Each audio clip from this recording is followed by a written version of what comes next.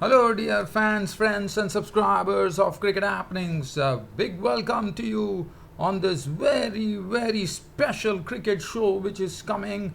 And on this particular cricket show, it's absolute mayhem at Trent Bridge in Nottingham today, where England ran up their highest ever total. In fact, this is the highest ever total they created ODI history today, when the previous highest total in ODIs, which was standing in the name of Sri Lanka against Netherlands in Amstelveen in 2006, came to an end as England went on to hold the record. In fact, they went on to a absolutely monstrous score, I would say, at 444 for 3. They literally dismissed Pakistan, and what a way for them to win the series. The man who actually led it, the person who led it was Alex Hales. Now, Alex Hales also went on to another record. One was the ODI history record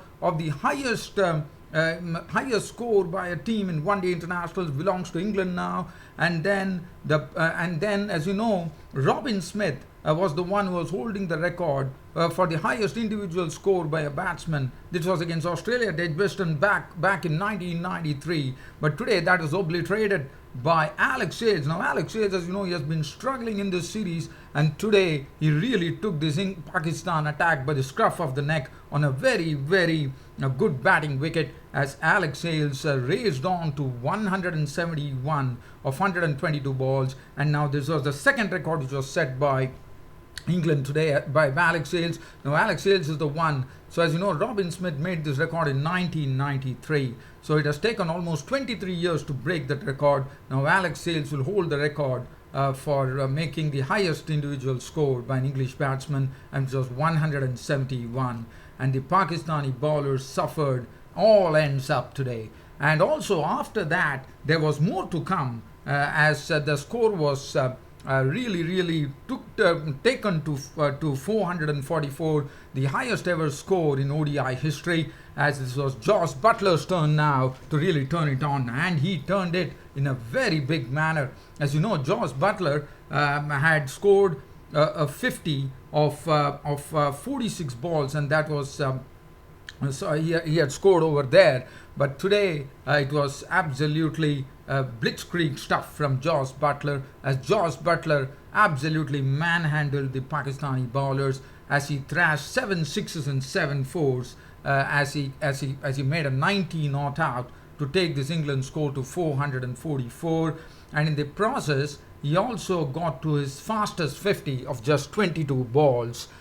Previously, he had done it in probably 46 balls, if I'm not wrong. But today, his record was he actually got a half century against the Pakistanis in just 22 balls to break his own record. And let me tell you, this was absolutely sensational stuff here at Trent Bridge in Nottingham today. And the crowd really got the value for their money. Alex Hales, as I said, was struggling, really went big today. And England crushed Pakistan today by 169 runs. Even though Pakistan really gave, I wouldn't say they did very well, but what they did is they tried to challenge the score in only the way they could. But definitely they were absolutely no match. And also one has to say that the Pakistani fielding was under tremendous pressure with the big hitting going on, as they misfielded, they dropped some chances, they couldn't get some runouts, and England strode on to the highest ever score which has been scored in ODI history of 444 for 3. And in the pressure, Pakistan, I thought they still did try to try to really get over it by making 275. They all out for 275.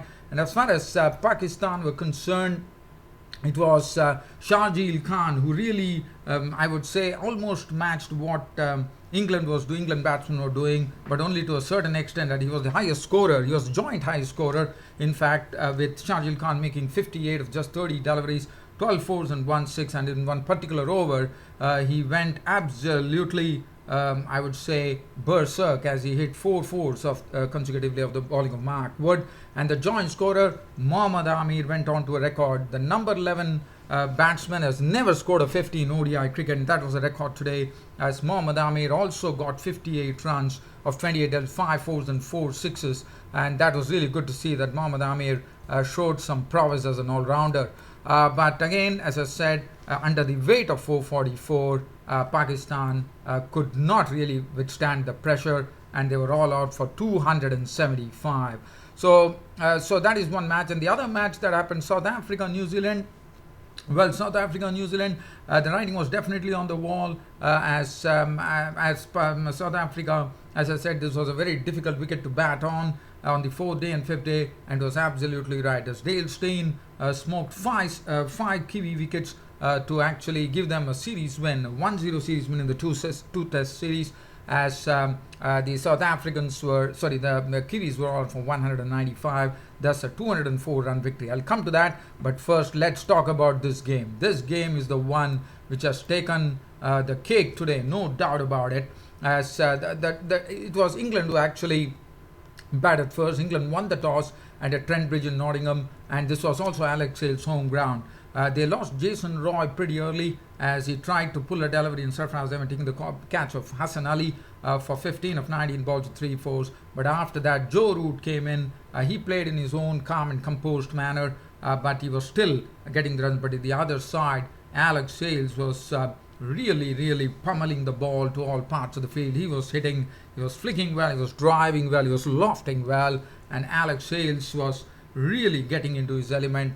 And as I said, the Pakistani, once Alex Hales started really scoring, he saw that the pitch was very easy to bat on. The ball was nicely coming out of the bat, and Alex Hales really delivered some master blows, as Alex Hales and Root went on to a partnership. It was a big partnership. In fact, they put on 248 runs for the second wicket, with Alex Hales scoring in a very big manner. In fact, he went to his century of just 83 deliveries. Joe Root was there for company. Joe Root's contribution, but after the 248-run partnership, as I said, a lot of catches were dropped, some misfielding, some runouts were not taken. A lot of things happened, and Alex Hales was simply into his element today. He was carving the ball superbly, and he's typical ODI player, as you know, and today he showed that in full measure, as he totally went after the Pakistani bowlers in a very big way, knowing that this pitch was easy to bat on, as Alex Hales accumulated 171 runs of 122 deliveries, 22 fours, and he hit 4 sixes. He deposited Hassan Ali into the stands twice. He went after Wahab Riaz. Mohammad Nawaz got some tap. The spinners also went for plenty, and the score at 281 when actually Root departed, not before making an 85, just 86 deliveries with 8 fours. After that, it was a odis.Butler show. Alex Hales was along with after Jason Roy was out, it was Alex Hales was out. So Alex Hales was the one who had the major share in the partnership. Out of a partnership of 248 runs for the second wicket, Alex Hales' share was 171. So that will tell you what was Root's score. So basically, if you look at it, probably 60-70 odd runs for Joe Root, and Alex Hales was marching along in a very big manner, as Alex Hales, as I said, went on to get onto the record, which was held by Rob, the former cricket player, a gutsy player at once upon a time in his old days, Robin Smith, who actually made 167 in Australia, and this record was done in 1993. So after 23 years, this record has been ground to the dust by Alex Hales, as he contributed 171 of 122 deliveries, 22 fours and 4 sixes. After that, it was a odis.Butler show. odis.Butler took up the cudgels against the Pakistani bowlers by slamming Shoaib Malik for 4 sixes in a single over. Then he deposited Mohammad Nawaz into the stands for sixes. He clattered everybody. Went after Hassan Ali in a big way by hitting him for some huge sixes, and also all those sixes were hit with some varying degrees of power, and the direction was different, and odis.Butler was simply careening along, at the other end, Morgan. At 283 they lost troops. From 283, another big partnership which never ended, as England ended up with 444 for 3 of their 50 overs, with Butler's contribution. What a shame. Butler probably deserved a century there. It raced to a half century of just 22 deliveries,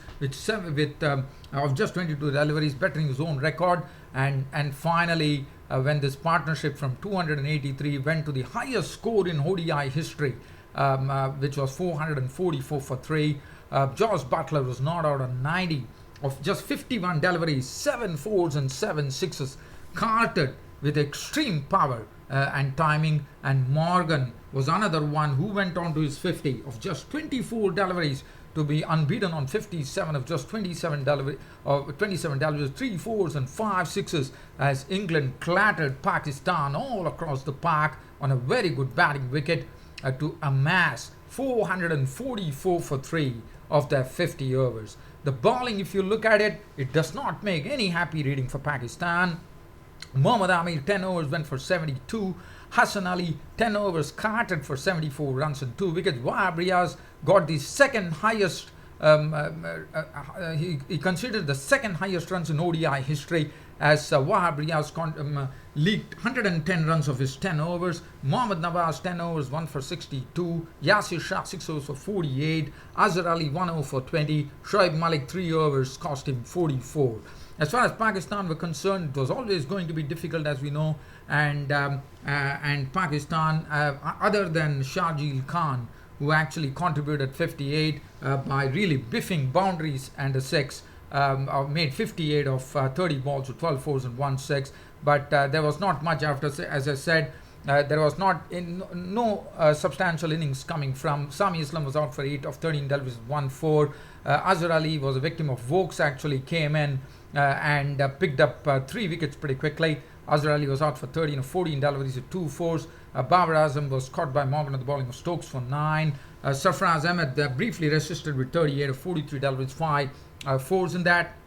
Malik was out cheaply for 1. Mohammad Nawaz contributed 34 of 36, 2 fours. Hassan Ali 4. Wahab Riaz 14. And the score actually was 199 for 9. But after that, we saw a 76-run partnership for the final wicket. And as I said, Mohammad Amir was really very good. He really showed his all-round skills, as Adil Rashid was the one who was targeted by Mohammad Amir, as Mohammad Amir hit him for 3 sixes to reach his 50, and his contribution was 58. But finally, he departed.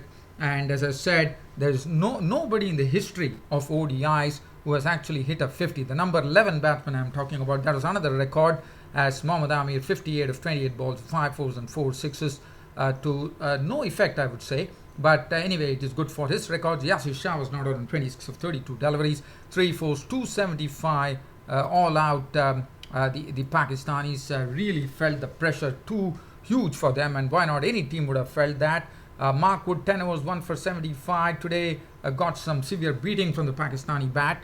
Vokes bowled superbly. 5.4 overs, 141 runs and 4 wickets.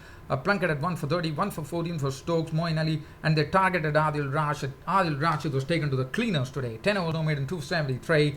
And well, there are absolutely nobody needs to even tell who is the man of the match. The man of the match was Alex Hales of England for his record-breaking performance, and also England lead the 5-match series. Now, England is not only leading, they already won the 5-match series, because they're leading the 5-match series 3-0.